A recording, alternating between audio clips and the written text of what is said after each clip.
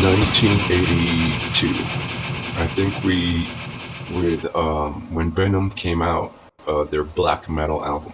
I believe almost simultaneously in Germany, you had Accept's Restless and Wild. You listen to that first song, Fast as a Shark. That's the birth of thrash metal, my people. America gave birth to Kill 'Em All. Metal up your ass. It was that in your face. It was practically a fistful of metal ramming through your skull.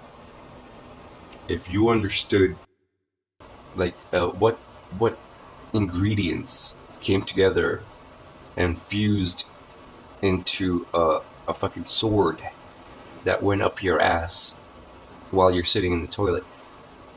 That's why Metallica wanted to name it Metal Up Your Ass, because it was that shocking that these humans were able to create such a sonic revolution that just obliterated the senses almost in an incomprehensible way.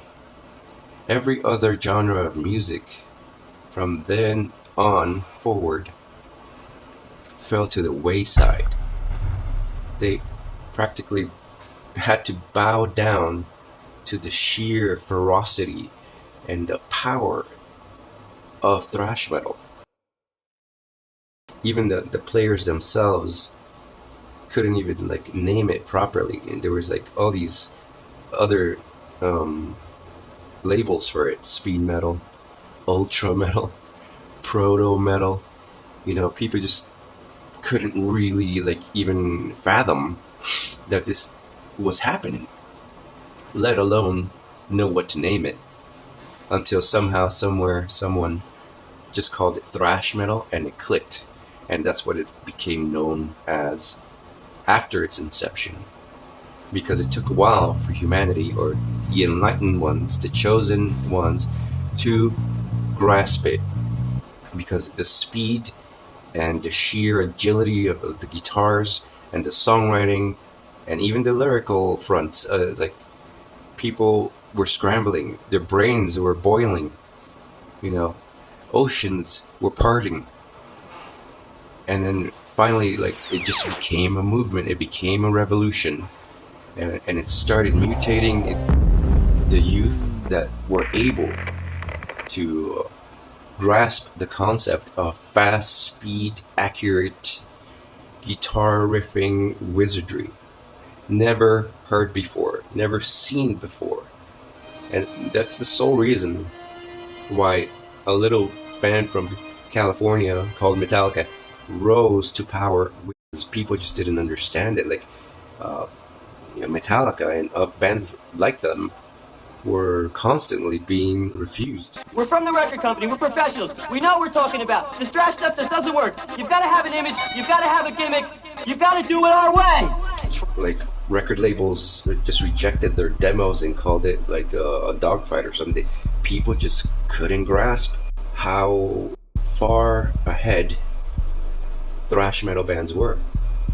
Even Dee Snider, who was never a thrash metal guy, he was a rock and roll guy. He was more of a Motorhead and Judas Priest and Black Sabbath, Led Zeppelin, UFO, you name it, right? Even he said he played, or he witnessed Metallica at some point.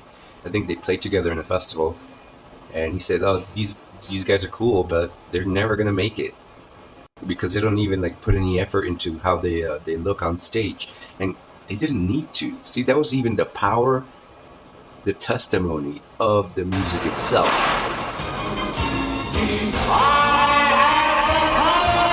It doesn't matter what you look like, the music speaks for itself.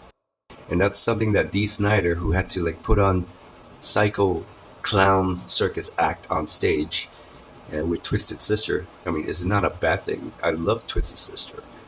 But when he said that they'll never make it, and they would bring me in, make me look like a fool. A couple of years later down the road, Metallica selling out arenas and going on forever, while Twisted Sister just faded into obscurity after their peak with in 1984 with Stay Hungry, and there are two big MTV hits, and they were like hugely supported on the radio. Like We're Not Gonna Take It and I Wanna Rock. That shit was iconic for the 80s, right? Massive amounts of money were made, but then 2 years later, 3 years later, nobody talks about Twisted Sister. They're nowhere. Metallica just keeps on rising, making way, way more money than Twisted Sister could ever dream of. So he had to eat his words, and his ego, his arrogance, blinded him. It deafened him to the actual reality of what thrash metal was. And thrash metal was a revolution, an evolution of the mind, of the ear. It is the pinnacle of musicianship. It is the pinnacle of songwriting. It is the pinnacle of riffing and of art. Thrash metal evolved, was so beautiful and epic. It's never going to happen again because all the elements before it had to be there. All the influences led up to it, and we did it. And it's such a fun coincidence that it happened right bang at the very beginning of the 80s. America was firing on all cylinders, maybe for all the wrong reasons, but still, there was a lot of artistic, breakthroughs in film, art, comic books, X-Men, E.T., and Back to the Future. All these epic films and just books, everything. It was such a cool time to be alive. So of course people that were born afterwards don't really understand that hype. It wasn't a hype, it was a revolution. And it should have stayed. But in time, corporations decide when to kill trends, when to kill anything, because everything has to be killed in order to make way for new things and new investors and new ways of business. And that's all it was. It was like bands burning out, being overworked, slaved for the record companies, and of course it causes a burnout in these artists. And that's why Metallica had to sell out, because they were being overworked and barely seeing the money because the record labels are just vampires. And when they start to smell that, oh, these guys are getting tired, they're burning out, and we can't push them anymore, let's make a new trend. And that's when grunge came in, right? And grunge was so oversaturated at later on with depression and drugs and overdoses and murders and suicides. It's like, yep, pack it up, time for a new genre. Lo and behold, there became one of the worst mutations, which was basically nu metal. Not all nu metal bands were bad. Some are mistakenly even called nu metal when they're really not. Because nu metal, when you think of nu metal, you think of Limp Bizkit, right? You think of Korn. And there's bands that didn't sound anything like those two. They might have had maybe the same production values, and maybe they were different, definitely, from what came before, like Rage Against the Machine, Helmet, and then you had quirky bands like Primus. It was a strange time, but it was whatever. It had to be done, and that's the way of business. But then that also flopped, and coincidentally, the internet piracy came into play and decimated the entire music industry and the organic flow of artists, creating new avant-garde landscapes. That time was over, because whatever came after 1999, it was pretty much shallow, unsubstantiated music that is very hollow. Emo. You had Linkin Park. You had MCR. Shit, what else? Asking Alexandria, I think. It was really a dark age, and basically that's why electronic music took off. Electronic music was the only avenue where you could hear that there was some sort of evolution actually happening in with musicians because they're incorporating technology, fresh new technology, making sounds that were never possible before. Taking things to a new level where without a computer, it's not possible. And these like synth sounds and that everybody loved from, like, I don't know, growing up playing video games and watching sci-fi movies. They suddenly became available and immutable. And they were able to mute them into whatever they shape them into whatever they wanted. And this was a big deal because it was just cheaper. It was cheaper to get your hands on synths and programs and all that. So it was really exciting because, again, just like with thrash metal, it was something fresh, new, unexpected, and just evolutionary. So I myself had to leave, and I know a lot of other musicians that were into metal, and guitarists and musicians, they just gravitated towards this new thing because in all actuality, metal was dead. Linkin Park was like the death spell.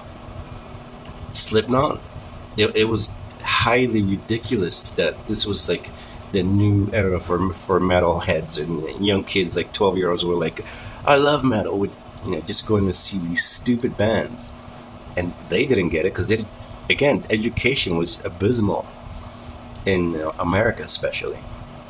And corporations, as long as they keep investing in whatever crap they want to put out there, especially in a dead world that was music, right after piracy, internet piracy came about, all they had to do is just keep investing, keep putting them on tour, insisting, put magazine articles out, make videos, whatever you have to do.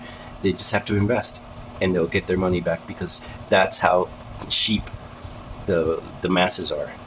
The lemmings of society will just obey the money. It's a totally corrupt system that we live in. The capitalist mentality that it's not whether you can do something for the good of mankind. It's whether you can capitalize on decimating whatever demographic that you choose to attack, and destroy. To me, Slipknot was like, it's like there's something there, but it's just kind of pointless and silly. And it's a horror movie, you could see it a mile away, and whatever riffs, and like they were like just recycled riffs. There was nothing really cool there. It's just for people that never heard metal before, and they think that that's really awesome, but it's been done way better.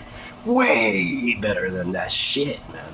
Slipknot fucking sucks, and it sucked back then, and it still sucks now. And I can't believe there's people that, with all the ability of them to go and dive into the past and listen to better things and instruct themselves, they still have the nostalgia for, old Slipknot or whatever. And to me, Corey Taylor's a fucking clown. I digress. The point is that no matter what came out, as the years went by, the decades went by, nothing could ever really compare. I mean, electronic music was cool and everything, and there's drugs involved and dance clubs, and that was cool for a while, but it never really superseded what thrash metal did. The thing about electronic music is that they had good musicians in it, but they were mostly working solo. Like there was no like unity of like four guys in a room and working it out and making anthemic choruses and catchy melodies and catchy vocal melodies especially were important. Like you didn't really have that. All you had was sampling, and that's a different artwork in itself. But it took off, and people were crazy, especially in America, and Europe, like London, where drum and bass is from. That really took off. And Eastern Europe, of course, they kept on with their, basic Italo disco or whatever they want to call it over there, and that's just really basic stuff. Germany also had like really basic stuff and some cool industrial stuff. But the big things were happening in England and America with the electronic music scene. But after that, it's like we had to wait until the resurgence started again with Lamb of God and Gojira. So it started to slowly creep in that thrash metal, hey, is still in the minds. It's still in the in the ether, and it needs to be brought back down because it's a time for a nostalgia revival.